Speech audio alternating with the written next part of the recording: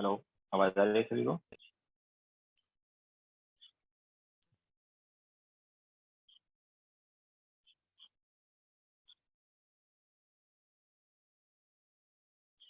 Okay, so good morning to all. तो आज का लेक्चर जो है एटॉमिक का लास्ट लेक्चर है।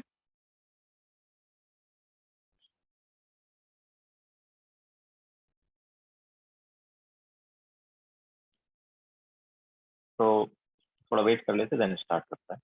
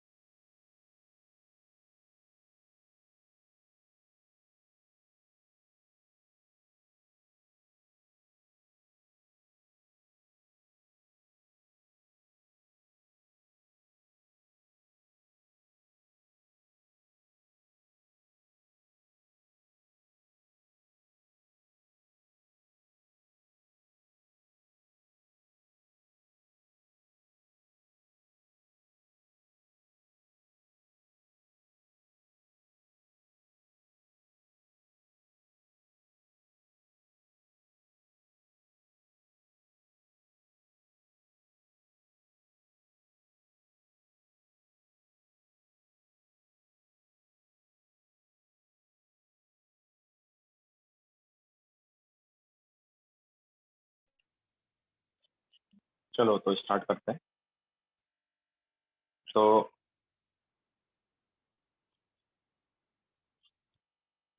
पहले हम क्वेश्चन ले लेते हैं सॉल्व करने के लिए। तो फाउंडेशन बिल्डर ऑब्जेक्टिव का क्वेश्चन नंबर 88 सॉल्व करो। Foundation builder objective question number 88।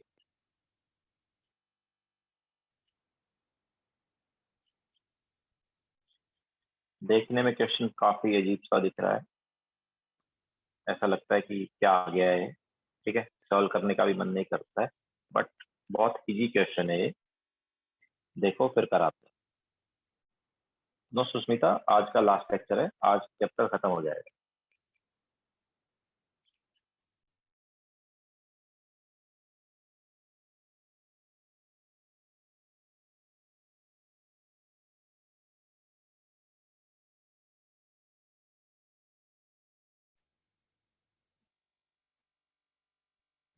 Sumedh, mains के लिए तो चैप्टर खत्म हो गया है, एडवांस के लिए आज का लास्ट लेक्चर है।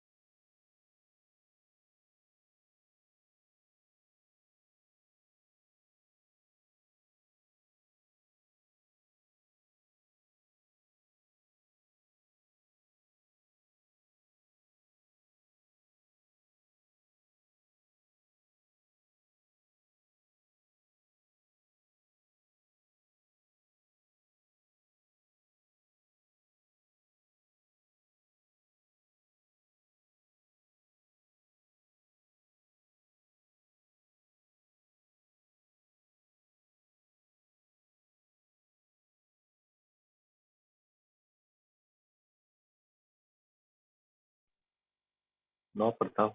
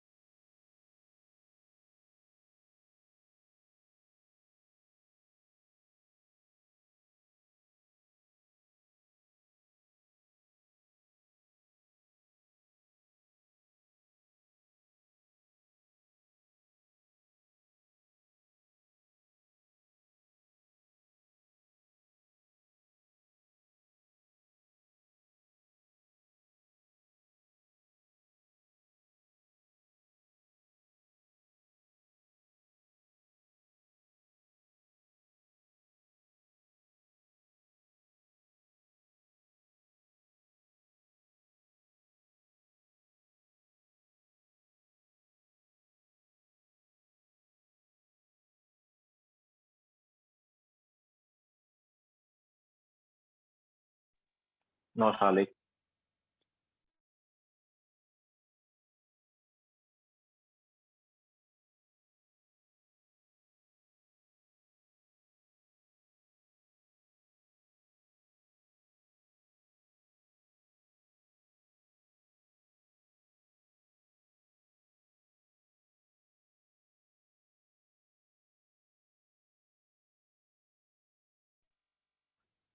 तो चलो ये वाला मैं बता देता हूँ। एक्चुअली देखो क्या है, मैं पहले ही तुम्हें बता चुका हूँ कि ये शालिक ऑब्वियसली एडवांस वाली बुकलेट करा रहे हैं, मेंस वाले नहीं है, एडवांस वाली बुकलेट की बात कर रहे हैं।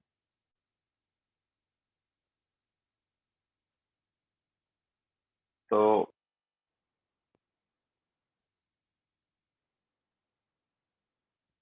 प्रथम, I am talking about advance booklet, not mains booklet. Advance booklet का क्वेश्चन है ये। जैसे मैंने बताया आज का लेक्चर एडवांस के लिए है, मेंस के लिए नहीं है। मेंस का तो हो गया चैप्टर खत्म।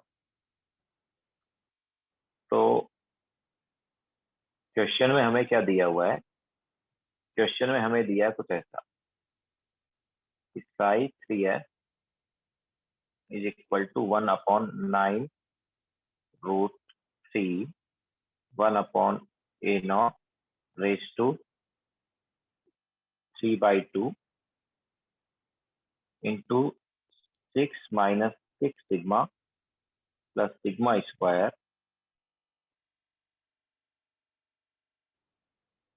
Into E raise to minus सिग्मा/2। ऐसा हमें दिया और उन्होंने बोला है कि यहाँ पर सिग्मा क्या है, यार सिग्मा इज 2rz/3a0, ये हमें दिया है। तो क्वेश्चन में क्या बोला है, क्वेश्चन में बोला है कि what is the maximum radial distance of node from nucleus.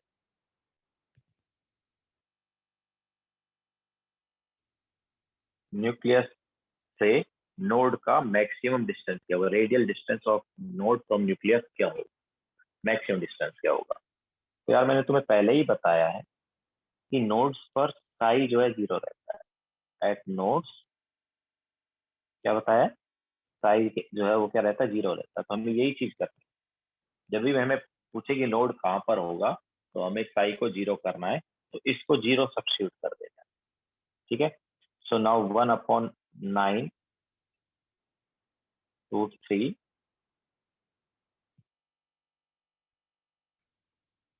Into 1/a0 raise to 3/2 into 6 - 6 sigma plus sigma square into E raise to power minus सिग्मा/2 जो है ये 0 होना चाहिए। अब देखो ये वाला पार्ट जो है ये तो कांस्टेंट वैल्यू, ये तो 0 हो ही नहीं सकता। तो अब ये दो वजह से 0 आ सकता है, एक तो हमारे पास हो 6 - 6 sigma plus sigma square equal to 0। ठीक है, या तो ये वाला पार्ट 0 हो या फिर ये वाला पार्ट 0। ठीक है,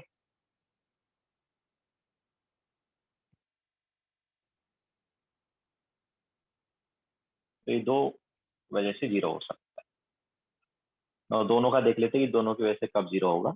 ले लिखो ये पेज, फिर आगे चलते हैं।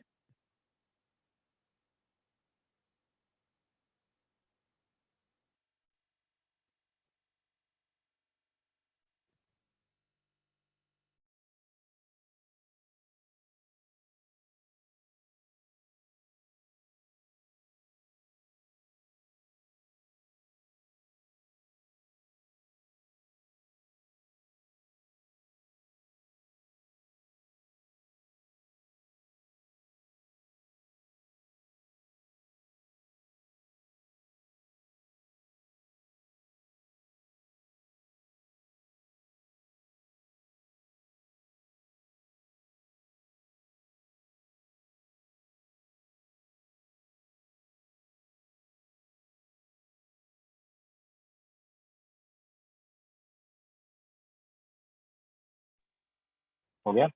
तो ये दोनों जीरो कब हो सकते हैं, ये वाला पार्ट एंड ये वाला पार्ट जीरो कब हो सकता है। तो पहले ये ई रेस टू पावर वाला ले लेते हैं। तो e raise to power minus sigma by two is equal to zero, ये वाला पार्ट जीरो कब होगा। तो देखो it is nothing but 1 upon E raise to power sigma by two is equal to zero. तो if sigma is equal to infinity तब ये वाली जीरो आएगी। ठीक है, जीरो कब होगा, जब सिग्मा की वैल्यू क्या है, इंफिनिटी। एंड सिग्मा इंफिनिटी है तो सिग्मा क्या था, सिग्मा हमारे पास क्या है, सिग्मा है 2r/z अपॉन 3a0। सो 2r/z अपॉन 3a0 जो है वो क्या होना चाहिए, इंफिनिटी। मतलब r जो है वो क्या होना चाहिए, इंफिनिटी। ऑब्वियसली ये वाली वैल्यू का तो कोई मीनिंग नहीं। ठीक है, क्योंकि हमें पता है इंफिनिटी पर तो इलेक्ट्रॉन ही नहीं है ना, तो इंफिनिटी पर तो नोड वैसे ही होता है, बट इंफिनिटी की बात नहीं करेंगे। उससे पहले किस रीजन में इलेक्ट्रॉन नहीं है उसकी बात करेंगे। ओके, सो एक तो ये आ गया हमारे पास डिस्टेंस जहाँ पर इलेक्ट्रॉन नहीं होगा, या हम बोल सकते हैं जहाँ पर नोड होगा। तो इन्फिनिटी पर नोड है बट उसको हम लेते नहीं है, वो तो अलग ही हुआ, वो तो हमें ऑलरेडी पता है कि इन्फिनिटी पर नोड चाहिए क्योंकि वहाँ पर इलेक्ट्रॉन नहीं। उससे पहले हमें देखना है कहाँ पर इलेक्ट्रॉन नहीं है। तो अब ये वाला पार्ट ले लो, तो 6 माइनस 6 सिग्मा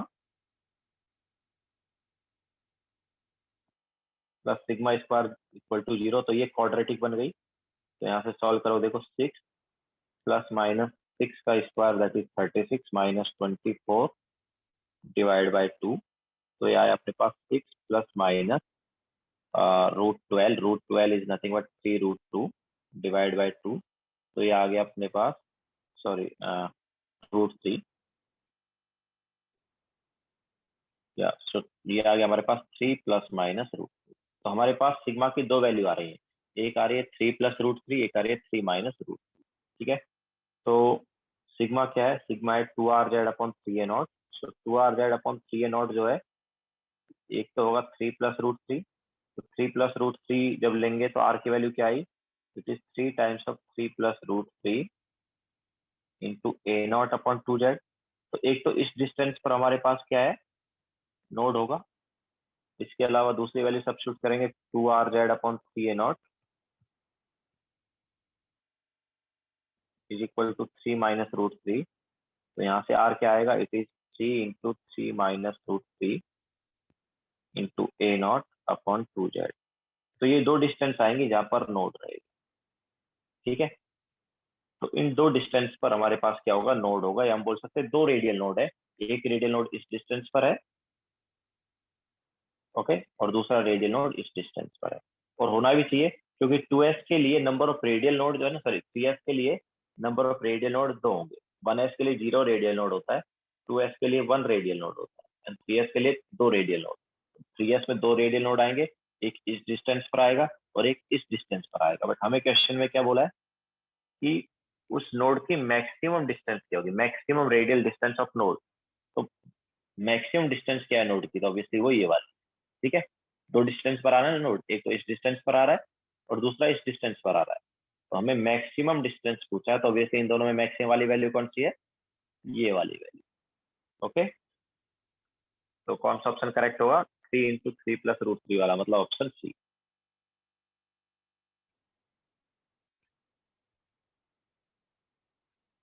ओके, नाउ इसके बाद इसके नेक्स्ट क्वेश्चन जो है, क्वेश्चन नंबर 89 वो करना। ठीक है, क्वेश्चन नंबर 89 ट्राई करो अभी। इसका नेक्स्ट वाला क्वेश्चन एडवांस की बुकलेट की बात कर रहे हैं। ठीक है, एडवांस बुकलेट का क्वेश्चन नंबर 89।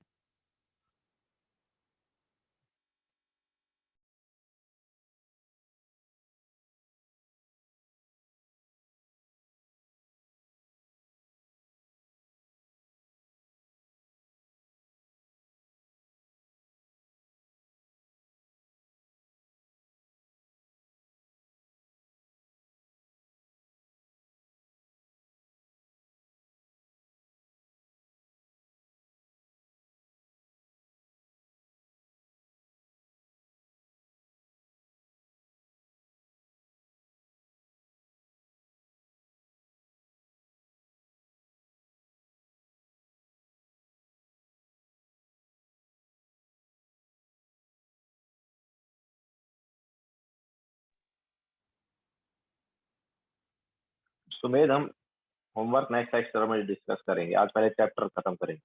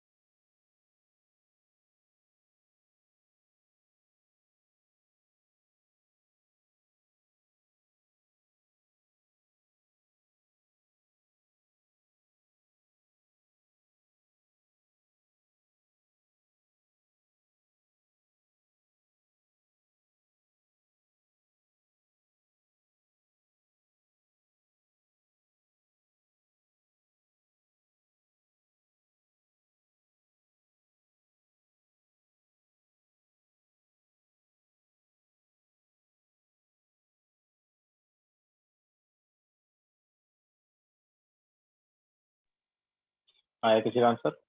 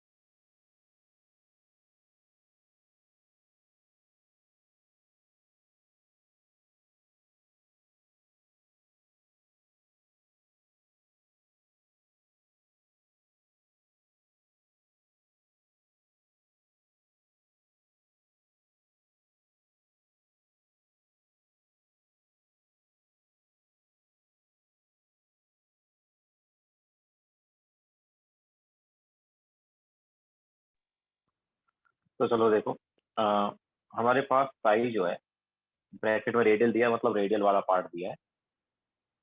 तो क्या है, 1/16√4 into Z upon A0 raise to 3/2 into sigma -1 into sigma square -8 sigma plus 12 and then e raise to power minus सिग्मा/2। और यहाँ पर सिग्मा क्या दिया है, here sigma is 2ZR upon A0।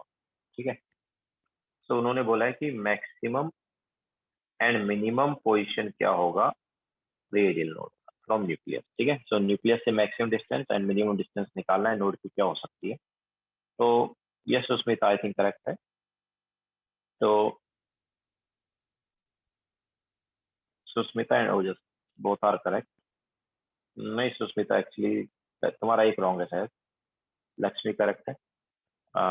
तो देखते हैं। तो एट नोड्स, जैसा हमने पहले ही बताया, साइज जो है वो क्या रहता है, 0 रहता है। ठीक है, तो इस पूरे को 0 करेंगे। अब यहाँ पर ये पूरा 0 का हो सकता है, देखो ये वाला पार्ट कभी 0 नहीं होगा।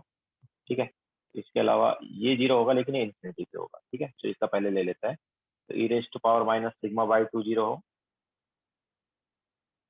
बट ये 0 कब होगा, जब सिग्मा इन्फिनिटी है।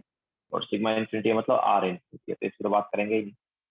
इसके अलावा हमारे पास क्या हो सकता है, सिग्मा -1 इज इक्वल टू 0 आए, तो सिग्मा -1 0 हो गया, तो यहाँ से सिग्मा क्या आ गया, 1 आ गया। एंड सिग्मा 1 आ गया मतलब 2ZR अपॉन A0 जो है वो 1 आया। एक यहाँ से R क्या आ गया, इट इज A0/2Z। तो एक तो डिस्टेंस ये आ गई। इसके अलावा ये वाला क्वाड्रेटिक से देखते हैं क्या है, sigma square -8 sigma plus 12 is equal to 0। तो यहाँ से दो रूट आएंगे, इसको जब सॉल्व करेंगे तो दो रूट आएंगे। एक आएगा सिग्मा इज इक्वल टू 6 और एक आएगा सिग्मा इक्वल टू 2। ठीक है, so 2ZR upon A0 is equal to, अगर हम 6 सब्स्टिट्यूट करेंगे तो यहाँ से R क्या हुआ, इट इज 3A0/Z। एंड दूसरा क्या है, 2ZR upon A0 is equal to 2। तो यहाँ से R क्या आया, R यहाँ से आ गया A, यस 2 से 2 कैंसिल आउट हो गया, सो A0/Z। तो हमारे पास तीन डिस्टेंस आ रही है जहाँ पर नोड होगा। ठीक है, हम ऐसा बोल सकते हैं यहाँ पर तीन रेडियल नोड है।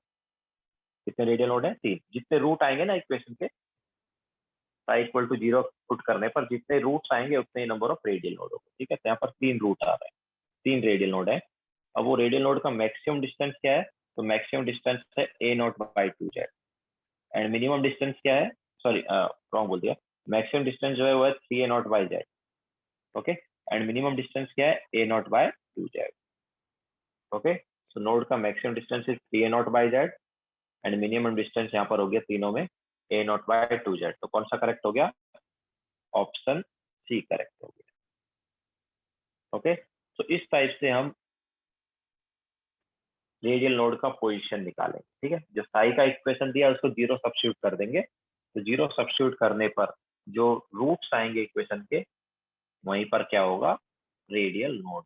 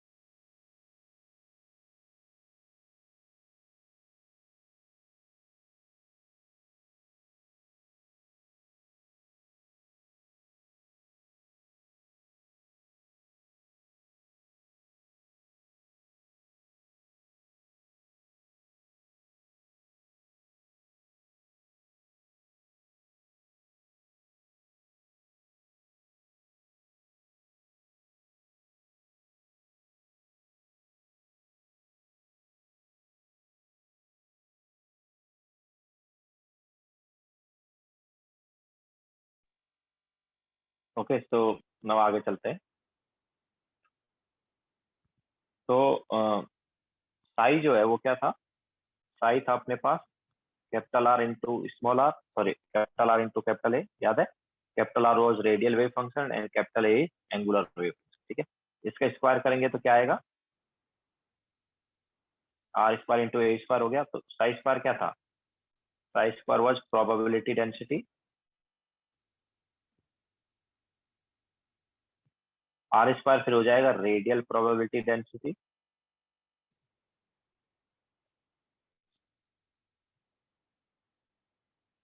एंड ए स्क्वायर क्या हो जाएगा, it is angular probability density.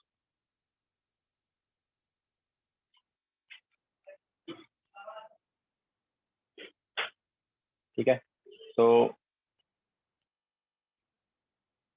अब रेडियल प्रोबेबिलिटी डेंसिटी मतलब, रेडियल प्रोबेबिलिटी डेंसिटी मतलब क्या हुआ,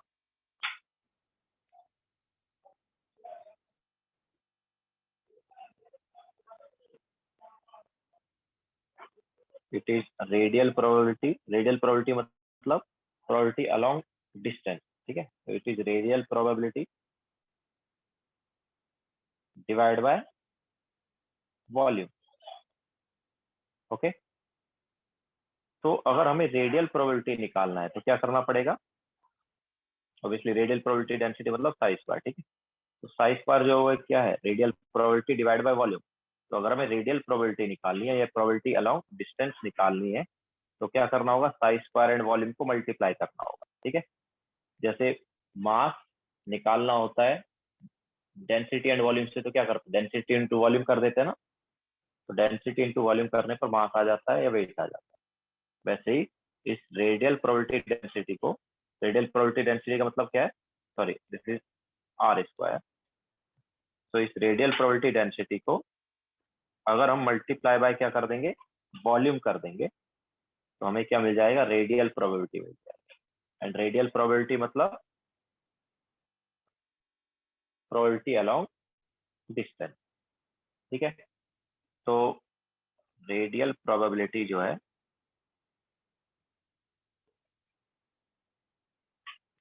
ये हमारे पास आ जाएगा आर स्क्वायर इंटू वॉल्यूम। कौन सा वॉल्यूम लेंगे, जिस वॉल्यूम में हमें प्रोबेबिलिटी निकालनी है वो वाला वॉल्यूम ले लेंगे। तो उस वॉल्यूम को अगर आर स्क्वायर मतलब कैपिटल आर स्क्वायर जो कि क्या रेडियल प्रोबेबिलिटी डेंसिटी है, उससे अगर हम मल्टीप्लाई करेंगे तो क्या मिल जाएगा, रेडियल प्रोबेबिलिटी। ठीक है, तो एक्चुअली हम किसी भी डिस्टेंस पर प्रोबेबिलिटी निकाल सकते हैं अगर हमें कैपिटल आर स्क्वायर वाला फंक्शन पता है। ठीक है, तो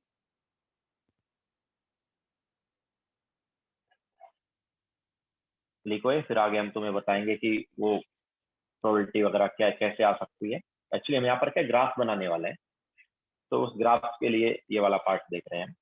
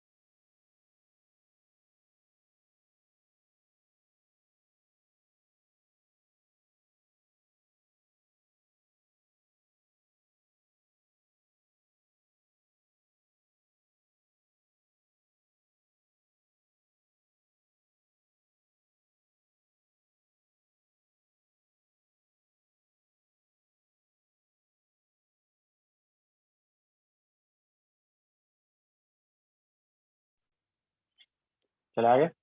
तो मान लो हमें प्रोबेबिलिटी निकालना है आर डिस्टेंस पर, ये हमारे पास न्यूक्लियस है, न्यूक्लियस से आर डिस्टेंस पर हमें प्रोबेबिलिटी निकालना है, ठीक है। दिस इज न्यूक्लियस, इस न्यूक्लियस से आर डिस्टेंस पर हमें प्रोबेबिलिटी निकालना है यहाँ पर। तो यहाँ पर हम क्या एक छोटा सा एक इंटरवल ले लेते हैं डी आर, इस छोटा सा इंटरवल हमने ले लिया डी आर, इसमें हमें मान लो प्रोबेबिलिटी निकालना है कि यहाँ पर प्रोबेबिलिटी क्या होगा, ठीक है। ये हमने कितना ले लिया, ये डी आर वाला ले लिया, दिस इज डी आर। तो इसका वॉल्यूम लेंगे ना, अगर हमें इस वाले पार्ट में प्रोबेबिलिटी निकालना है, इस वाले पार्ट में इलेक्ट्रॉन का प्रोबेबिलिटी निकालना है कि कितना प्रोबेबिलिटी होगा, तो ये वाला वॉल्यूम लेना पड़ेगा हमें, ठीक है। सो अगर ये अंदर वाला रेडियस डी आर है तो बाहर वाला रेडियस क्या हो जाएगा बताओ, it is R plus D R ना, ठीक है। तो वॉल्यूम ऑफ रीजन क्या हो गया, वॉल्यूम ऑफ डॉटेड रीजन क्या होगा, कोई बता सकता है। ऑब्वियसली आउटर स्फीयर का वॉल्यूम माइनस इनर स्फीयर का वॉल्यूम, है ना। अगर हमें इस डी आर वाले रीजन में प्रोबेबिलिटी निकालनी है तो हमें ये वाला वॉल्यूम लेना पड़ेगा ना, ठीक है। तो ये वाला वॉल्यूम क्या होगा, आउटर स्फीयर के वॉल्यूम में से इनर स्फीयर का वॉल्यूम माइनस कर देंगे तो ये वाला वॉल्यूम आ जाएगा। तो that is 4/3 pi, outer sphere का रेडियस क्या है, आर प्लस डी आर, ठीक है। तो ये आउटर स्फीयर का वॉल्यूम हो गया माइनस इनर स्फीयर का वॉल्यूम, तो ये क्या आएगा, this is 4/3 pi R cube plus 4/3, चलो एक बार अलग से ओपन कर लेते हैं। तो it is R cube plus 3r square D R plus 3r D R square plus D R raise to 3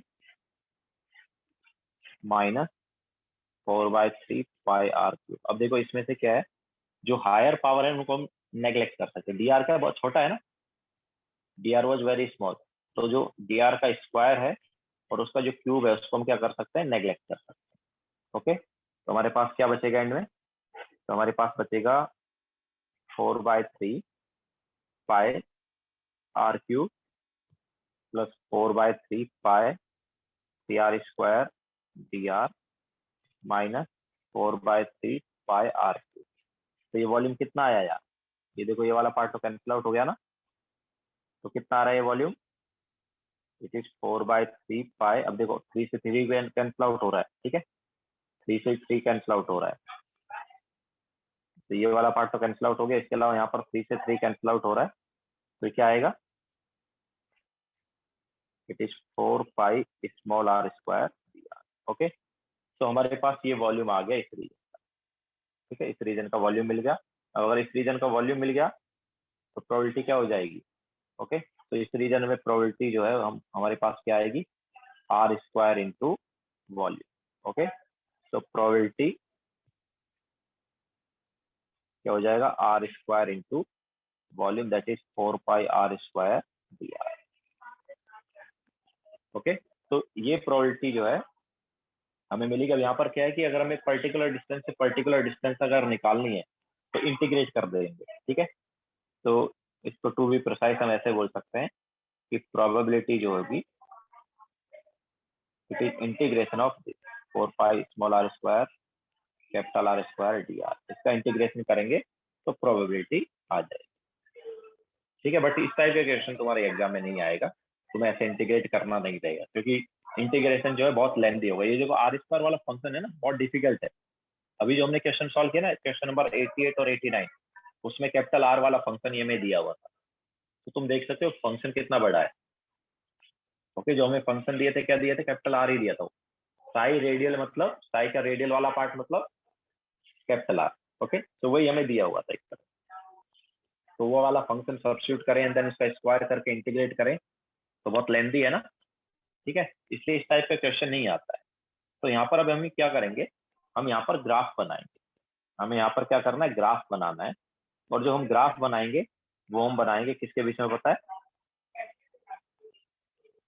4 pi small R square capital R square versus distance, ये वाला ग्राफ बनेगा, okay. 4 pi small R square capital R square versus distance वाला graph बनेगा। और ये graph जो है ये अभी हमें आगे जाके बनाना है, और ये ग्राफ हमें प्रोबेबिलिटी बताता है। ये ग्राफ क्या बताता है? प्रोबेबिलिटी बताता है। तो ये जो ग्राफ है हम 3 स्टेप में बनाएंगे। देखो 3 स्टेप में कैसे आएगा, अब उस पर चलेंगे। तो हम बस यहाँ पर ये इतना जो हमने किया इस पे लास्ट पेज पर और इस पेज पर, हम बस ये बताना चाह रहे हैं कि हमें यहाँ पर ये वाला ग्राफ बनाना है जो ग्राफ हमें प्रोबेबिलिटी बताएगा। ठीक है, तो 4 pi small R square capital R square versus small R graph जो है हमें क्या देता है? प्रोबेबिलिटी देता है।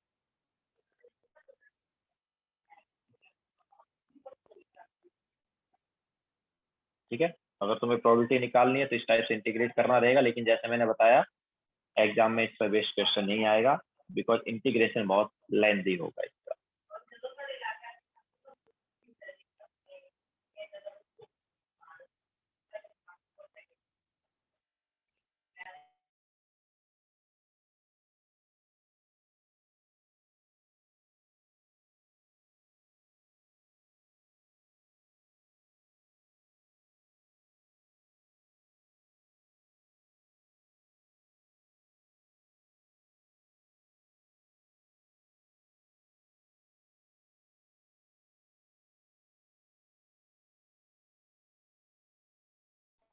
तुम्हें फिजिक्स में इंटीग्रेशन हुआ होगा, बट ये बहुत ही बड़ा, मतलब बहुत ज्यादा डिफिकल्ट वाला इंटीग्रेशन। ठीक है, जो कि तुम सॉल्व करोगे तो बहुत मुश्किल होगा, मतलब काफी डिफिकल्ट है।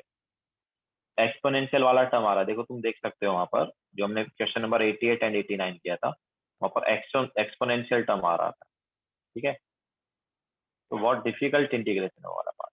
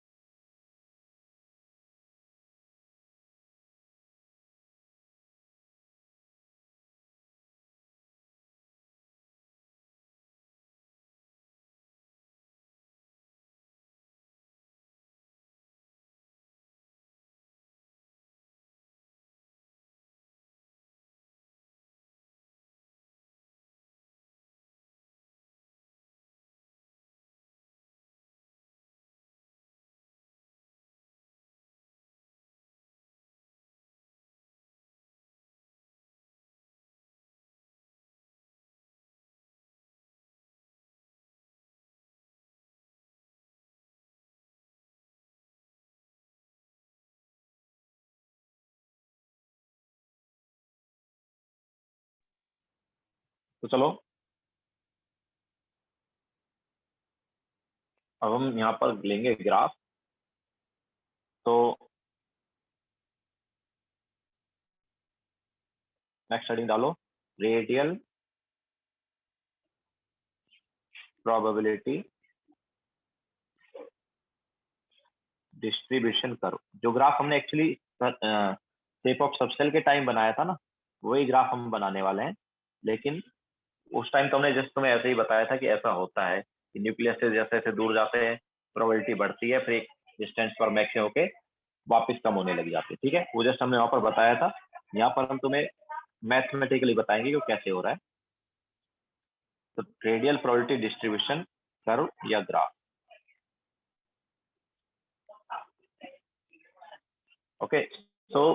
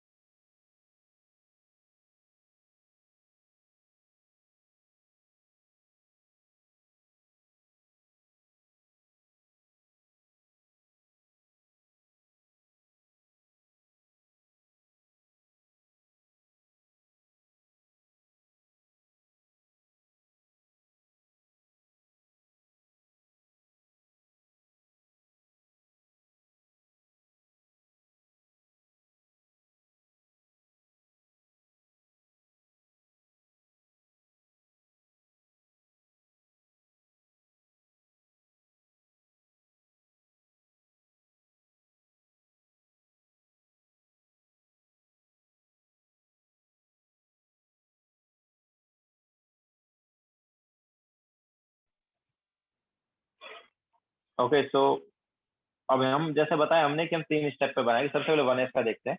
तो एक्चुअली 3 स्टेप में कैसे आता है, सबसे पहले हम यहाँ पर स्मॉल मतलब capital R versus small R वाला ग्राफ बनाते हैं। Capital R versus small R मतलब radial wave function. Capital R क्या था, radial wave function versus distance. पहले ये वाला ग्राफ बनाएंगे, फिर उसके बाद आर स्क्वायर वाला ग्राफ बनाएंगे, मतलब प्रोबेबिलिटी डेंसिटी वाला, रेडियल प्रोबेबिलिटी डेंसिटी वाला, ठीक है। एंड देन उसके बाद थर्ड वाला ग्राफ बनाएंगे जो कि क्या है, जो हमें चाहिए 4 pi small R square capital R square versus R. तो ये लास्ट वाला जो ग्राफ है ये बताएगा प्रोबेबिलिटी। ओके, तो 3 स्टेप में हम ग्राफ बनाएंगे। तो देखो हम तुम्हें मैथमेटिकली पहले बताएंगे कि ग्राफ कैसे बनते हैं, बट मैथमेटिकली कैसे बनते हैं तो उसके लिए हमें इक्वेशन पता होनी चाहिए। जैसे भी क्वेश्चन नंबर 88 और 89 में हमें इक्वेशन दिया हुआ था, वो इक्वेशन देख के हम क्या कर सकते हैं, ग्राफ बना सकते हैं, ठीक है। लेकिन हमें इक्वेशन याद नहीं रखनी है, तो इक्वेशन अगर याद नहीं रहेगी तो फिर ग्राफ कैसे बनाएंगे, तो वो मैं बाद में तुम्हें एक ट्रिक दूंगा या कुछ पॉइंट्स लिखवा दूंगा, उनके थ्रू हम ग्राफ बनाएंगे। पहले मैथमेटिकली देख लेते हैं कि कैसे ग्राफ बनाना है। ओके, तो देखो क्या होता है, हमारे पास 1s के लिए जो रेडियल वेव फंक्शन है वो कुछ ऐसा होता है कि कुछ कांस्टेंट है, k1 कुछ कांस्टेंट हो गया into E raise to power minus some other constant k2 into R, ऐसा कुछ होता है, ठीक है। या फिर इसको हम लिख सकते हैं k1 upon E raise to k2 into R. अब देखो अगर हम यहाँ पर स्मॉल आर का वैल्यू 0 सब्स्टिट्यूट कर देते हैं, स्मॉल आर का वैल्यू क्या कर देते हैं, 0 सब्स्टिट्यूट कर देते हैं, तो ये पावर में क्या आ गया, 0 आ गया ना। तो ई रेज टू 0 क्या हो गया, 1 हो गया, ई रेज टू 0 1 हो गया। तो ये पूरा वैल्यू नीचे वाला तो 1 हो गया, तो आर की वैल्यू क्या आ गई, k1 आ गई ना। तो आर की वैल्यू k1 आ गई, तो कुछ वैल्यू आ जाएगी। इसके बाद में अगर हम यहाँ पर स्मॉल आर को बढ़ाते हैं, इसके बाद अगर हम स्मॉल आर को बढ़ाते हैं तो ये वाला पार्ट क्या है, बढ़ेगा ना, ई रेज टू पावर वाला पार्ट बढ़ जाएगा। और अगर ई रेज टू पावर वाला पार्ट बढ़ेगा तो ये पूरा पार्ट क्या होगा, कम होगा। ओके, तो यहाँ पर स्मॉल आर इक्वल टू 0 पर वैल्यू k1 हो गई, एंड जैसे जैसे स्मॉल आर से वैल्यू हम बढ़ाएंगे, ठीक है, जैसे जैसे स्मॉल आर की वैल्यू बढ़ाएंगे ये पूरी वैल्यू क्या हो जाएगी, कम हो जाएगी। और स्मॉल आर को अगर तुम इन्फिनिटी कर दोगे, तो स्मॉल आर को अगर इन्फिनिटी कर दिया तो नीचे वाली वैल्यू क्या हो गई, e raise to infinity, e raise to infinity is infinity. तो k1 बाई इन्फिनिटी क्या हो गया, 0। मतलब जब हम स्मॉल आर की वैल्यू इन्फिनिटी सब्स्टिट्यूट करेंगे तो पूरा फंक्शन जो है 0 हो जाएगा, ठीक है। तो ये जब स्मॉल आर की वैल्यू 0 है तो कुछ वैल्यू आई इसकी k1, एंड देन वैल्यू कम होगी और इन्फिनिटी पे जाके 0 होगी, उससे पहले 0 नहीं होगी, ठीक है। तो कुछ इस टाइप का ग्राफ बनेगा जैसा भी हमने बनाया, ऐसा ग्राफ। ओके, तो 1s के लिए इस टाइप से ग्राफ आता है। ओके, 1s के लिए कैपिटल आर वर्सेज डिस्टेंस मतलब radial wave function versus distance, ऐसा ग्राफ आता है। जैसे जैसे न्यूक्लियस से दूर जाते हैं वेव फंक्शन की वैल्यू डिक्रीज होती जाती है, इन्फिनिटी पे जाके क्या होगी, 0। ओके, ये तो हुआ capital R versus distance. Now capital R square का क्या होगा, तो देखो कैपिटल आर स्क्वायर में क्या करोगे, कैपिटल आर स्क्वायर में क्या करोगे, इसका स्क्वायर कर दो। तो अगर हमने इसका स्क्वायर किया तो ऐसा कुछ आ जाएगा, या फिर इसको ऐसे लिख सकते हैं। तो यहाँ पर भी कुछ ज्यादा डिफरेंस तो आएगा नहीं, अगर तुम स्मॉल आर की वैल्यू 0 सब्स्टिट्यूट करोगे तो भी इसकी वैल्यू क्या होगी, तो इसकी वैल्यू k1 स्क्वायर हो गई। अगर स्मॉल आर को तुम 0 सब्स्टिट्यूट कर दोगे तो k1 स्क्वायर वैल्यू। जैसे जैसे स्मॉल आर बढ़ाओगे ये नीचे वाली वैल्यू बढ़ेगी, और नीचे वाली वैल्यू बढ़ेगी तो ओवरऑल वैल्यू क्या होगी, कम होगी, ठीक है। इसके अलावा जब स्मॉल आर को इन्फिनिटी कर दोगे तो ये वाली वैल्यू इन्फिनिटी, तो पूरी वैल्यू क्या हो गई, 0। तो वैसा ही कुछ आ जाएगा, ठीक है। जैसा स्मॉल आर का सॉरी कैपिटल आर वाला ग्राफ था, वैसे ही कैपिटल आर स्क्वायर वाला ग्राफ हो जाएगा ऑलमोस्ट। तो इन्फिनिटी पे जाके क्या होगा, 0। अब बात करते हैं लास्ट वाले की, 4 pi small R square capital R square वाला कैसा रहेगा।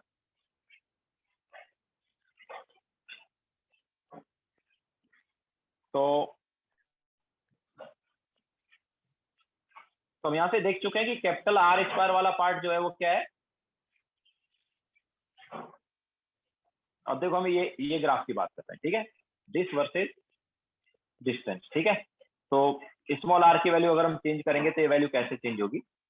तो ये क्या हो गया, कैपिटल आर स्क्वायर क्या हो गया, ये हो गया हमारे पास k1 square upon E raise to twice k2r, ऐसा कुछ आ गया। अच्छा, नाउ ये वाला जो वैल्यू है, ये वाला, ये हमें पता है कि स्मॉल आर इक्वल टू 0 पर कुछ वैल्यू है इसका, एंड देन धीरे धीरे क्या हो रहा है, डिक्रीज हो रहा है। तो ये ऑब्वियसली ये डिक्रीजिंग फंक्शन है। लेकिन देखो ये फर्स्ट वाला पार्ट देखो, ये क्या इंक्रीजिंग फंक्शन है कि नहीं। स्मॉल आर की वैल्यू अगर 0 लेंगे तो ये वैल्यू 0 आती है, एंड जैसे जैसे इस वैल्यू को बढ़ाते हैं तो मतलब जैसे जैसे स्मॉल आर बढ़ाते हैं तो ये वैल्यू क्या होती जाती है, बढ़ती जाती है ना।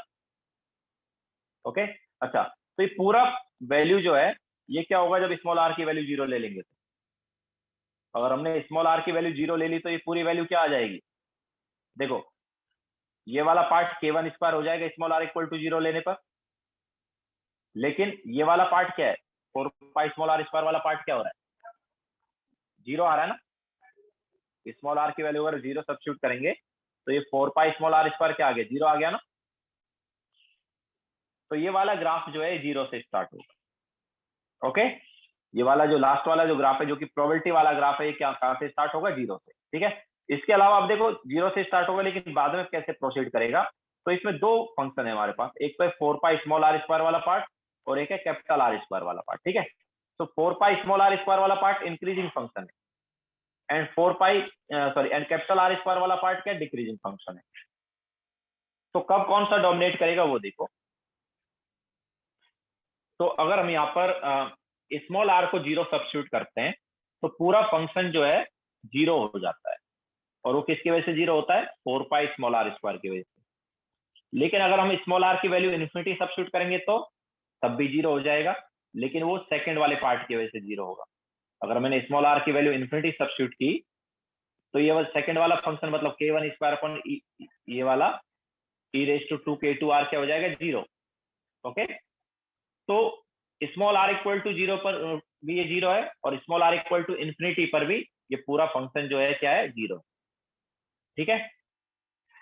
तो स्मॉल आर इक्वल टू 0 पर किसकी वजह से 0 है, फर्स्ट वाले फंक्शन की वजह से। मतलब हम ऐसा बोल सकते हैं कि जब स्मॉल आर की वैल्यू 0 ले रहे हैं तो ये फर्स्ट वाले फंक्शन की वजह से 0 है, मतलब कि at lower value of small R first वाला फंक्शन डोमिनेट करेगा, ठीक है। And at R equal to infinity पर ये पूरा फंक्शन किसकी वजह से 0 है, सेकेंड वाले फंक्शन की वजह से, मतलब कैपिटल आर स्क्वायर की वजह से। तो हम ऐसा बोल सकते हैं कि कैपिटल आर स्क्वायर जो है या ये वाला पार्ट जो है ये higher value of small R पर डोमिनेट करेगा, ठीक है। तो एक्चुअल में क्या है, स्टार्टिंग में फर्स्ट वाला फंक्शन डोमिनेट करेगा और बाद में सेकेंड वाला फंक्शन डोमिनेट करेगा, ठीक है। इसकी वजह से हमारे पास जो ग्राफ है वो स्टार्टिंग में बढ़ेगा, एंड देन उसके बाद एक पर्टिकुलर पॉइंट के बाद सेकेंड वाला फंक्शन जब डोमिनेट करने लग जाएगा तो वैल्यू कम हो जाएगी। तो याद है ऐसा ही कुछ ग्राफ तो आता था ना यार वहां पर, जब हम शेप ऑफ सबसेल बनाई थी हमने, तो 1s का ऐसा ही ग्राफ बताया था कि नहीं बताया था प्रोबेबिलिटी का, याद आया। प्रोबेबिलिटी वाला ग्राफ ऐसा ही था ना, और मैंने बताया था मैक्सिमम प्रोबेबिलिटी कहां पर है, 0.529 एंगस्ट्रॉम पर। ये वाली डिस्टेंस क्या थी, ये थी 0.529 एंगस्ट्रॉम। ओके, तो ये हमने 1s का ग्राफ बनवा दिया है। तो रेडियल वेव फंक्शन वाला ग्राफ आया, रेडियल प्रोबेबिलिटी वाला प्रोबेबिलिटी डेंसिटी वाला ग्राफ आया, एंड देन रेडियल प्रोबेबिलिटी वाला आया, ठीक है। तो फर्स्ट वाला जो ग्राफ है वो वेव फंक्शन का है, सेकेंड वाला प्रोबेबिलिटी डेंसिटी का है, और थर्ड वाला प्रोबेबिलिटी का है। ओके, तो लिखो फिर आगे चलते हैं। तो ये 1s का हमने ग्राफ बनाए तीनों, इसके बाद 2s 2p वगैरह बनाएंगे। तो हमने तुम्हें मैथमेटिकली बता दिया कि तीनों ग्राफ कैसे बन रहे हैं, बाद में कुछ पॉइंट लिखवाएंगे वो याद रखना है तुम्हें।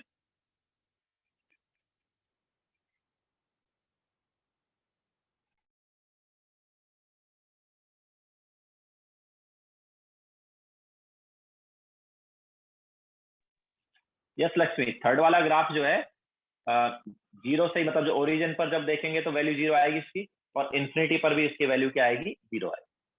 तो जीरो से स्टार्ट होगा और जीरो पे ही खत्म होगा, लेकिन कहां पर खत्म होगा, इन्फिनिटी पे खत्म होगा। ठीक है, जब इन्फिनिटी हो जाएगा स्मॉल आर का वैल्यू, तब ये वैल्यू वैल्यू क्या हो जाएगी, प्रोबेबिलिटी की जीरो आ जाएगी।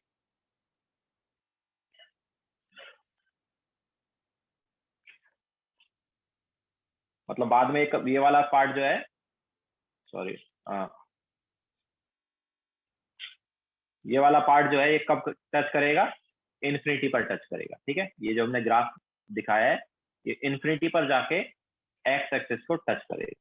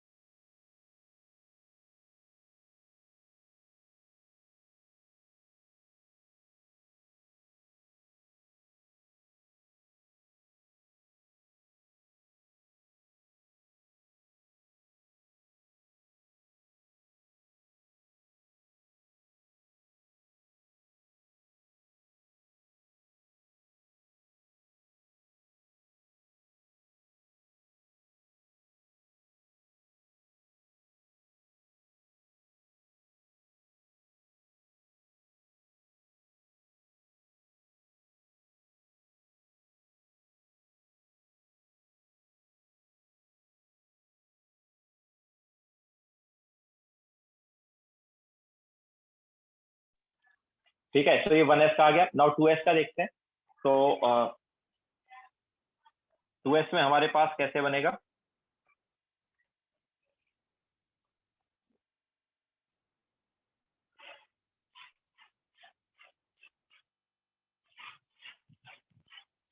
तो देखो 2s का जो इक्वेशन है कुछ इस टाइप से रहता है। मतलब हम पहले इक्वेशन देख लेते हैं, चलो पहले एक बार ये वाला देख लेते हैं। तो capital R versus small R, and जो इसका इक्वेशन है कुछ इस टाइप से है, capital R is equal to some constant k1 into some constant k2 minus r, and then e raised to power minus some constant k3 into r। ठीक है, ऐसा कुछ है। तो अगर स्मॉल आर की वैल्यू जीरो सब्स्टिट्यूट करता हूं तो ये वाला वैल्यू तो आ जाएगा 1, एंड ये जीरो हो गया तो ये k1 k2 कुछ आ गया। ठीक है,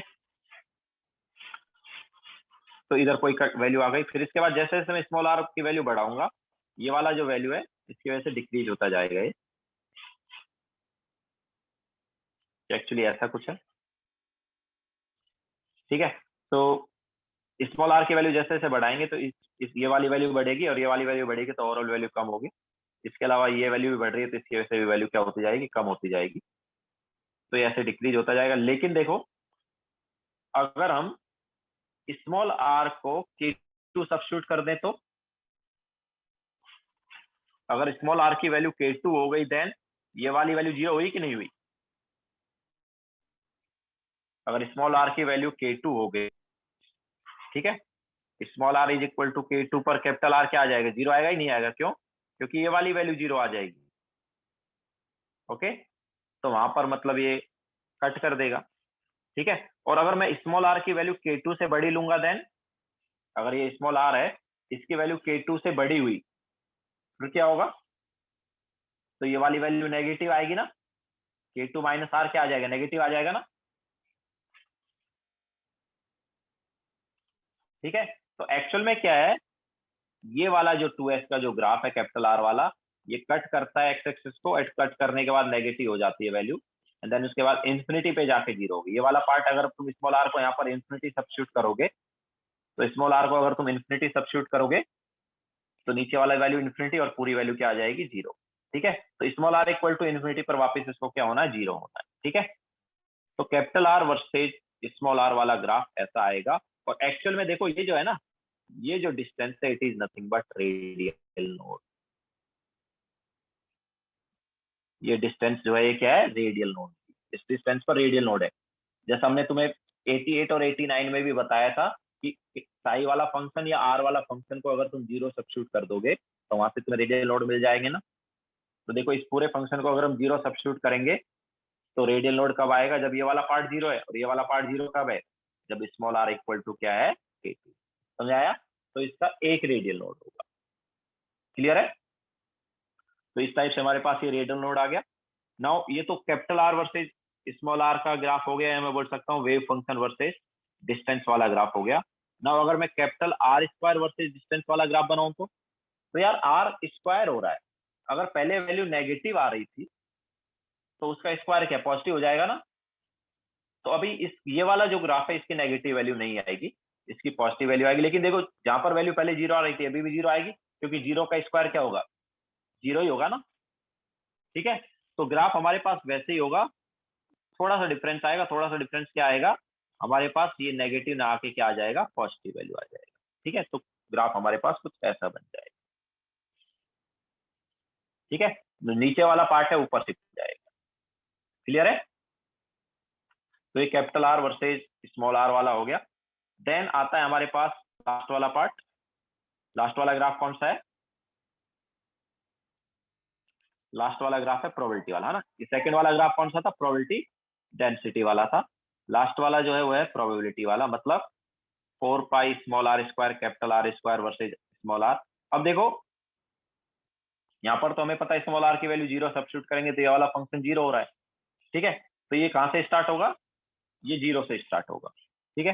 तो जीरो से स्टार्ट होगा, लेकिन जब कैपिटल आर स्क्वायर जीरो है तो वहां पर भी पूरा फंक्शन जीरो होगा। तो कैपिटल आर स्क्वायर दो जगह जीरो है, एक तो इस डिस्टेंस पर जीरो हो रहा है, ठीक है? कैपिटल आर स्क्वायर और कैपिटल आर इस डिस्टेंस पर जीरो है, इसके अलावा इन्फिनिटी पर भी जीरो है, ठीक है? तो ये वाला ग्राफ जो है तीन जगह पर जीरो होगा। एक तो जब स्मॉल आर की वैल्यू जीरो सब्स्टिट्यूट करेंगे तब, एक जब स्मॉल आर की वैल्यू K2 सब्स्टिट्यूट करेंगे तब, और एक जब स्मॉल आर की वैल्यू इन्फिनिटी सब्स्टिट्यूट करेंगे तब, ठीक है? तो बीच में कैसा रहेगा, तो बीच में कुछ इस टाइप से रहेगा। तो यहाँ पर दो पीक आ जाएंगे ग्राफ, ठीक है? और फर्स्ट वाली पीक से बड़ी सेकंड वाली पीक होगी, सेकंड वाली पीक से बड़ी थर्ड वाली पीक। तो इस टाइप से हमारे पास ये ग्राफ आएगा, ठीक है? ऐसा ही बनाया था ना 2s के लिए, याद है? 2s के लिए जब हमने शेप ऑफ सबसेल के टाइम ग्राफ बनाया था तो कैसा ही बनाया था ना। ओके, तो ये 2s के लिए ग्राफ आ गया। तो हमने मैथमेटिकली तुम्हें बताया कि कैसे ये ग्राफ बन रहा है।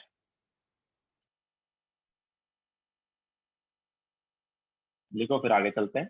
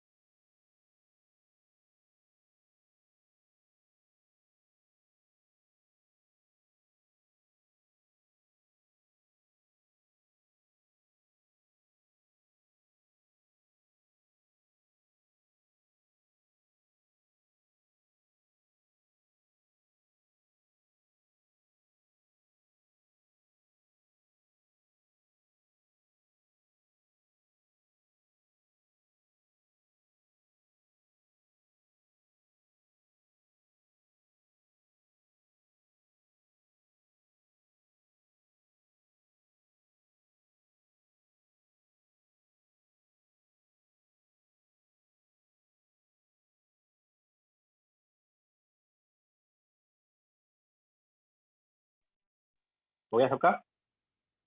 नाउ 2p के लिए लेते हैं।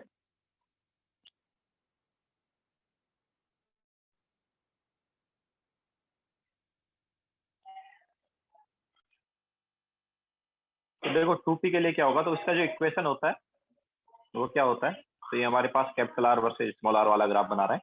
तो इक्वेशन जो है कुछ ऐसे होता है, some constant K1 into small R into E raise to power minus some other constant k2 into small R. इसको हम लिख सकते हैं k1 into R upon E raise to k2 R. अब देखो अगर स्मॉल आर की वैल्यू 0 सब्स्टिट्यूट करेंगे तो क्या आएगा, स्मॉल आर की वैल्यू 0 सब्स्टिट्यूट करेंगे तो ये वाली वैल्यू तो हो गई 1, ठीक है, ये हमें ऐसा बोल सकते हैं ये वाली वैल्यू हो गई 1, लेकिन ये वाली वैल्यू हो गई 0, ठीक है, तो ये पूरा वैल्यू क्या आ जाएगा, 0 आ जाएगा, ठीक है। इसके अलावा अगर हमने स्मॉल आर को इन्फिनिटी सब्स्टिट्यूट किया तो ये वाला वैल्यू जो है ये 0 हो जाएगा, ठीक है, और 0 को किसी भी नंबर से ऑब्वियसली ये वाला इन्फिनिटी हुआ, बट 0 को अगर इन्फिनिटी से मल्टीप्लाई करेंगे तो भी क्या आएगा, 0 आएगा। तो ये पूरा फंक्शन जो है दो जगह पर 0 होगा, एक तो स्मॉल आर जब 0 है और एक जब स्मॉल आर इन्फिनिटी है। तो बीच में कैसा रहेगा, तो वैसा ही जैसा हमने पहले देखा था, यार ये वाला इंक्रीजिंग फंक्शन है, ठीक है, और ये वाला डिक्रीजिंग फंक्शन है। नाउ लोअर वैल्यू पर इसकी वजह से 0 हो रहा है, हायर वैल्यू पर इसकी वजह से 0 हो रहा है, या इन्फिनिटी पर इसकी वजह से 0 हो रहा है। तो लोअर वैल्यू पर ये वाला डोमिनेट करेगा, हायर वैल्यू पर ये वाला डोमिनेट करेगा। इसका मतलब क्या है कि स्टार्टिंग में वैल्यू इसकी वजह से बढ़ेगी, बाद में वैल्यू इसकी वजह से कम हो। ओके, तो ग्राफ कैसा आएगा, हमारे पास ग्राफ इस टाइप से आ जाएगा, ठीक है। तो capital R versus small R graph ऐसा हो गया। व्हाट अबाउट आर स्क्वायर वाला, तो इसमें भी कोई ज्यादा डिफरेंस आएगा नहीं आर स्क्वायर वाले में, ठीक है, क्यों, क्योंकि आर स्क्वायर में क्या हो गया, k1 square R square e raise to power minus 2k2 R, ये हम बोल सकते हैं कि k1 square R square upon E raise to 2k2 R. तो इसमें भी कुछ डिफरेंस तो आएगा नहीं, सेम वैसा ही रहा ना, क्योंकि ये वाला फंक्शन जो है पहले भी स्मॉल आर इक्वल टू 0 पर 0 था, अभी भी 0 है, और ये वाला function small R equal to infinity पर 0 था, अभी भी वैसा ही है, ठीक है। तो कुछ ज्यादा डिफरेंस आएगा नहीं, वैसा ही ग्राफ बन जाएगा। इसके अलावा लास्ट वाले ग्राफ में भी कोई ज्यादा डिफरेंस नहीं आएगा, क्योंकि पहले पहले क्या होता था, एस के लिए लास्ट वाला ग्राफ में चेंज आ जाता था, क्यों, क्योंकि एस का जो ग्राफ है आर और आर स्क्वायर वाला, ये स्टार्टिंग के जो दोनों ग्राफ है एस के लिए, ये 0 से स्टार्ट नहीं होते थे या ओरिजिन से स्टार्ट नहीं होते थे, लेकिन लास्ट वाला ओरिजिन से स्टार्ट हो जाता था। बट यहाँ पर तो यार ऑलरेडी ओरिजिन से स्टार्ट है ना, तो कोई यहाँ पर डिफरेंस ज्यादा आएगा, ओके, क्योंकि स्मॉल आर की वैल्यू अगर हम 0 सब्स्टिट्यूट करते हैं तो ये वाला फंक्शन 0 है और ये वाला भी 0 है, अभी दोनों 0 है स्मॉल आर इक्वल टू 0 पर, ओके, दैट्स वाई कोई ज्यादा डिफरेंस नहीं आएगा। तो हमारे पास ग्राफ जो है वैसा ही बनेगा, ओके। तो ये हमारे पास आ गया 2p का ग्राफ, ओके, तो ये 2p के लिए ग्राफ हो गया।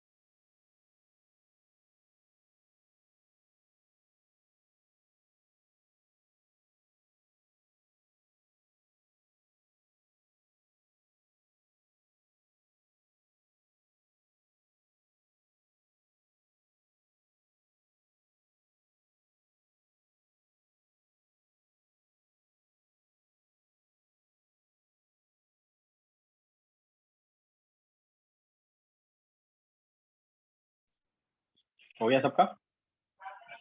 ना हम कुछ तुम्हें बता देते हैं कि टिप्स दे देते हैं कि कैसे ग्राफ बनाना है। देखो सबसे पहले तो यार याद रखो कि नंबर ऑफ टाइम्स या जितने हमारे पास रेडियल नोड होंगे ना, उतनी बार ये वाले ग्राफ एक्स एक्सेस को कट करेंगे। जैसे देखो 1s के लिए एक भी रेडियल नोड नहीं है, दैट्स वाई ये ग्राफ एक्स एक्सेस को कट कर ही नहीं रहे। कर रहे हैं क्या? नहीं कर रहे हैं ना, ऑब्वियसली 0 एंड इन्फिनिटी के बीच की बात करेंगे, ठीक है। सो 1s के लिए ये ग्राफ एक बार भी कट नहीं कर रहे। 2s के लिए एक बार कट कर रहे हैं क्योंकि 2s में एक रेडियल नोड, 2s में कितना रेडियल नोड है? एक रेडियल नोड, ओके। इसके अलावा 2p में एक भी रेडियल नोड नहीं है, दैट्स वाई वहां पर एक बार भी कट नहीं कर रहे। ओके, सो जितने नंबर ऑफ रेडियल नोड होंगे उतनी बार ये एक्स एक्सिस को क्या करेंगे? कट करेंगे। सो ग्राफ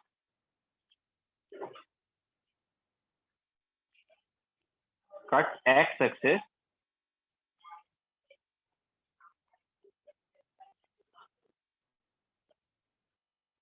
ठीक है, कितने टाइम? जितने टाइम मतलब जितने हमारे पास क्या है?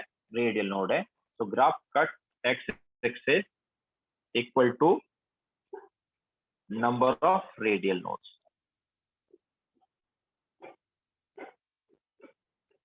Graph cut X axis number of times is equal to number of radial node, ठीक है। तो ग्राफ एक्स एक्सिस को कितने टाइम्स कट करेंगे? जितने नंबर ऑफ रेडियल नोड। इसके अलावा जो एस का ग्राफ है, एस का ग्राफ चाहे आर वाला हो या आर स्क्वायर वाला हो,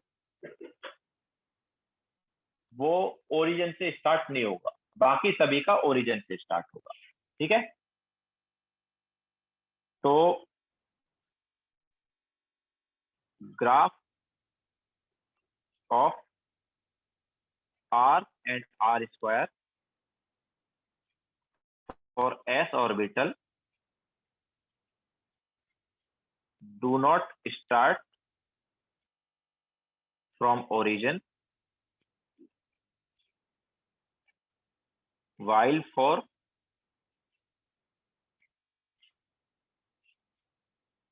other orbitals they start from origin,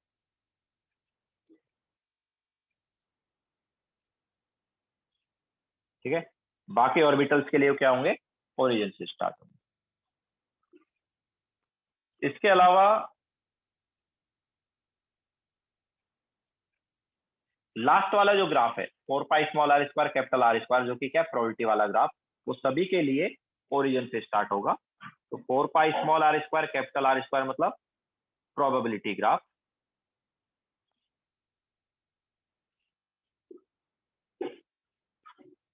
start from origin for all orbital, ठीक है। इसके अलावा कैपिटल आर वाला जो ग्राफ है, वो जैसे ही एक्स एक्सिस को कट करता है वो अपोजिट साइड जाता है, ठीक है, या उसका साइन चेंज हो जाता है। देखो यहाँ पर 2s के केस में जैसे ही कैपिटल आर वाले ग्राफ ने एक्स एक्सिस को कट किया, उसका क्या हो गया? साइन चेंज हो गया, या मैं बोल सकता हूँ अपोजिट साइड चला गया। तो graph of R changes sign after cutting X axis, ठीक है। एक्स एक्सिस का जैसे ही कट करेगा उसका साइन क्या हो जाएगा? चेंज हो जाएगा। क्लियर है क्या? ठीक है। तो ये पॉइंट लिखो और लिखाते हैं एक दो पॉइंट, मेन पॉइंट तो हो गए।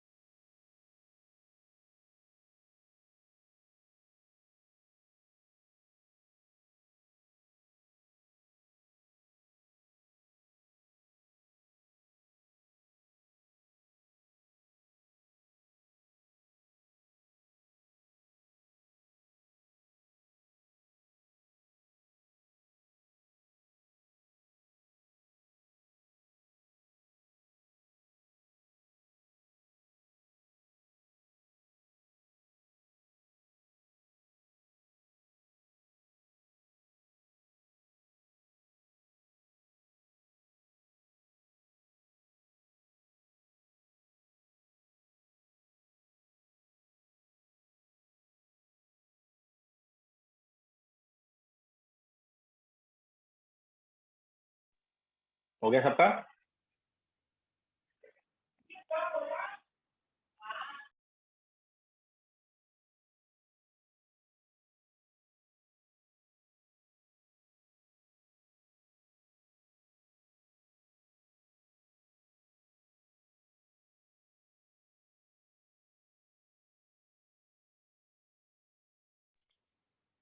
चलें, तो ये हो गया। इसके अलावा ऑब्वियसली आर स्क्वायर जो है उसका ग्राफ ऐसा नहीं होगा, आर स्क्वायर का पॉजिटिव ही रहेगा।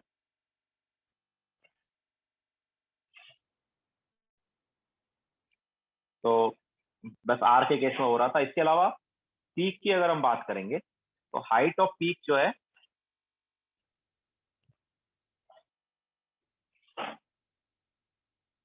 Height of peak decreases in R square graph. R square वाले ग्राफ में पीक की हाइट डिक्रीज होती जाएगी, while increases in 4 pi small R square capital R square graph. ठीक है, तो प्रोबेबिलिटी वाला ग्राफ है उसमें पीक का हाइट जो है बढ़ता जाता है। अगर एक से ज्यादा पीक है किसी ग्राफ में तो कैपिटल आर स्क्वायर वाले में तो पीक का हाइट क्या होता जाएगा, कम होता जाएगा, लेकिन 4 pi small R square capital R square वाले में पीक का हाइट बढ़ता जाएगा। ठीक है, तो ये हमारे पास मेन पॉइंट हो गए।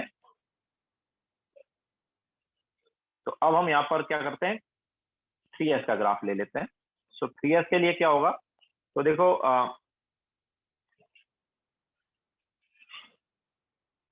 Capital R versus small R, बताओ कितने रेडियल नोड होते हैं 3s में?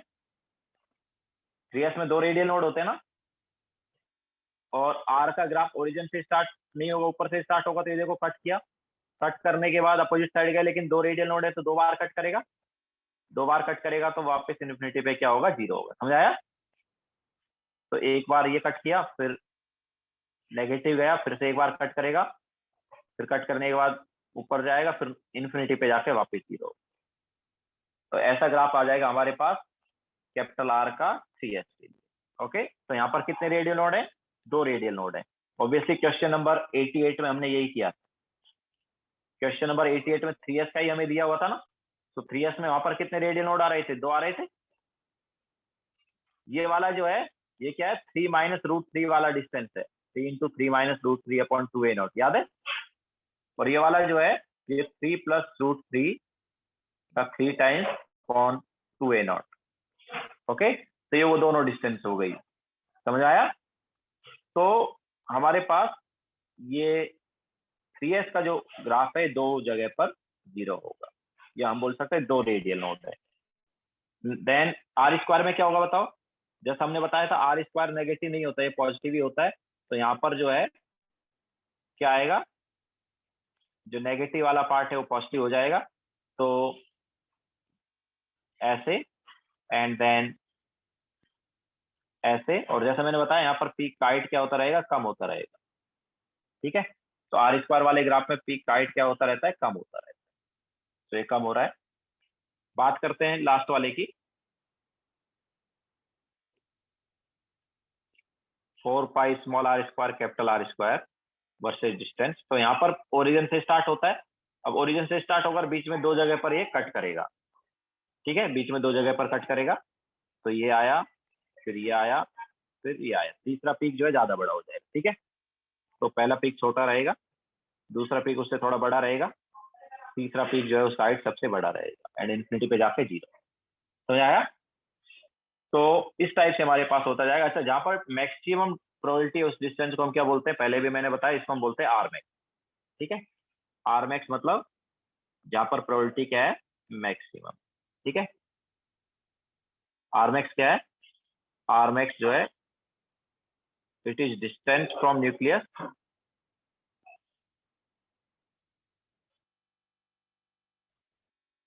where probability is maximum.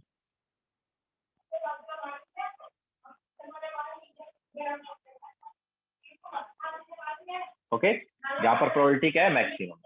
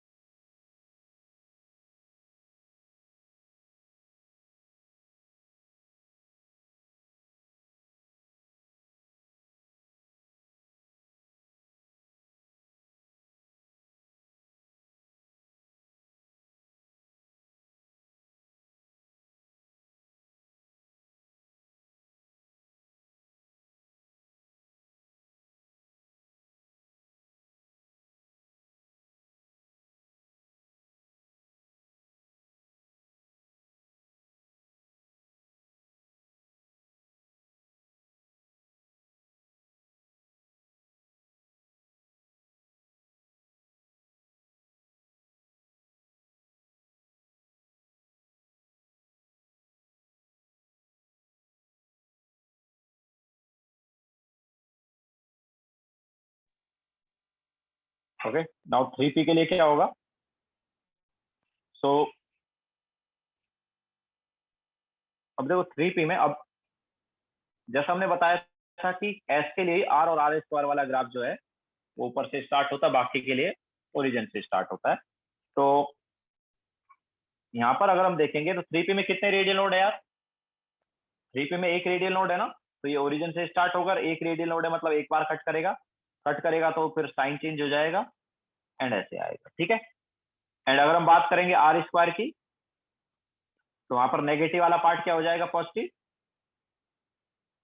तो इसमें नेगेटिव वाला पार्ट पॉजिटिव हो गया, बाकी वैसे ही रहा। और पीक का हाइट मैंने बताया डिक्रीज होगा, तो यहाँ पर पीक का हाइट डिक्रीज हुआ। एंड लास्ट वाले ग्राफ में पीक का हाइट क्या होगा? इंक्रीज होगा और ओरिजिन से स्टार्ट होगा।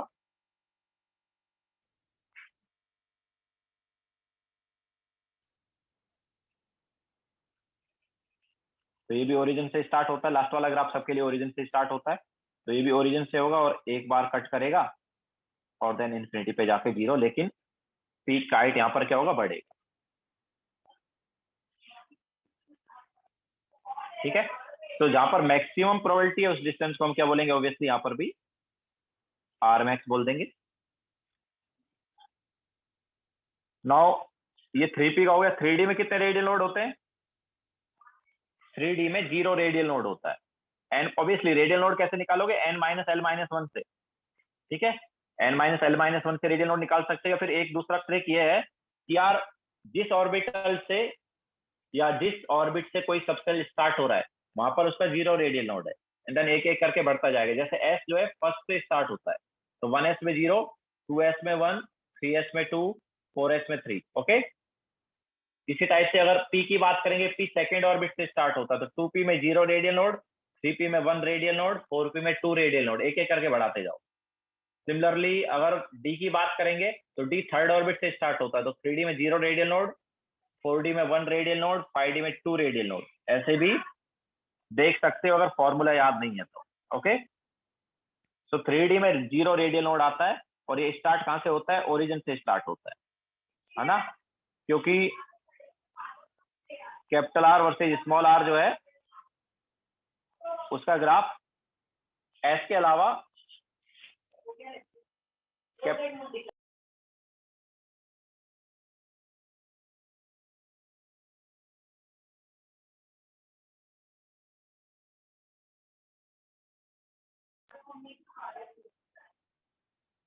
Capital R and capital R square वाले जो ग्राफ हैं वो एस के लिए ही ओरिजिन से स्टार्ट होते हैं, बाकी के लिए ओरिजिन से स्टार्ट नहीं होते, ठीक है। तो ऑब्वियसली यहाँ पर डी के लिए भी ओरिजिन से स्टार्ट नहीं होगा और एक बार भी कट नहीं करेगा, बिकॉज यहाँ पर 0 रेडियल नोड है, ठीक है। सो आर और आर स्क्वायर वाला ग्राफ सेम आएगा, वैसे ही 4 पाई स्मॉल आर स्क्वायर वाला भी सेम आ जाएगा। क्यों? बिकॉज वो ओरिजिन से स्टार्ट होता है ना। तो 4 pi small R square capital R square versus R and origin से स्टार्ट होता है, एक बार भी कट नहीं करेगा बिकॉज 0 रेडियल नोड। तो हमारे पास ऐसा आ जाएगा, ओके। तो ये जो डिस्टेंस है ये हमारे पास ऑब्वियसली क्या हो गई? R max. क्लियर है? जहां पर मैक्सिमम प्रोबेबिलिटी।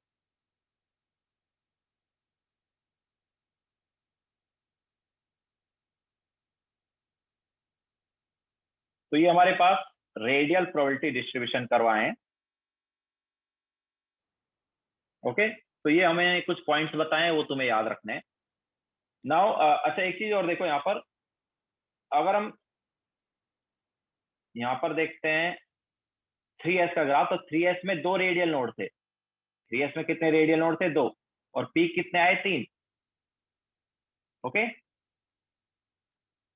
3p में एक रेडियल नोड है, पीक कितने आए? 2। 3d में एक भी रेडियल नोड नहीं है, पीक कितना आया? 1। तो कितने पीक आ रहे हैं? रेडियल नोड से एक ज्यादा पीक आ रहा है, ठीक है। तो जितने रेडियल नोड है उससे एक एक्स्ट्रा पीक मिलेगा।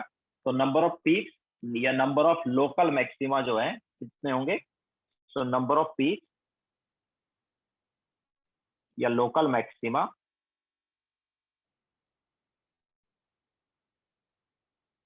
इन प्रोबेबिलिटी ग्राफ कितने होंगे?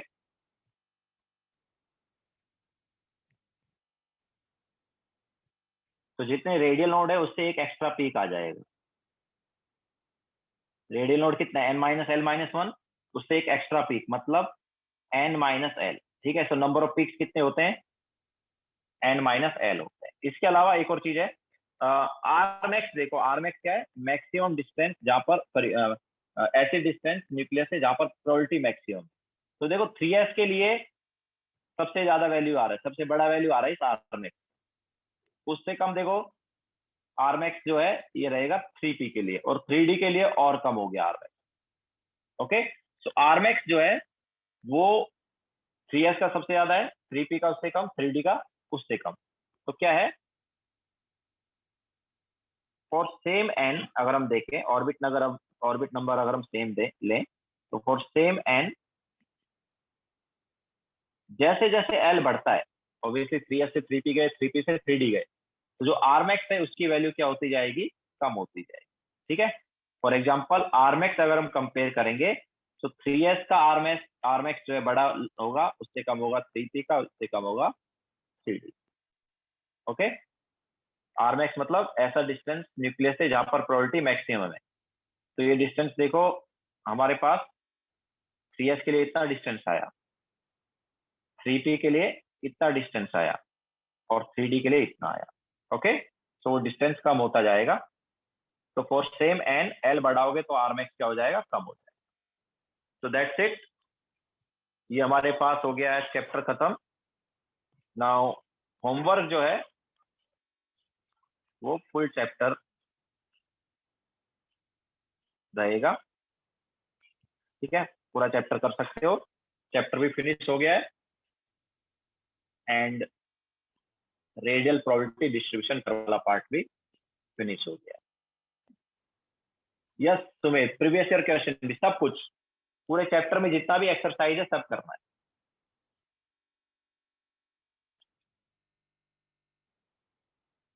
ओके, तो लेक्चर यहीं पे एंड करेंगे। कल हम डिस्कस करेंगे आगे वाला part, foundation builder objective discuss कर लेंगे, सब्जेक्टिव डिस्कस कर लेंगे, फिर उसके बाद गेट इक्विप्ड वाला पार्ट डिस्कस कर लेंगे। ठीक है, तो लेक्चर यहीं पे एंड करते हैं। Bye, take care.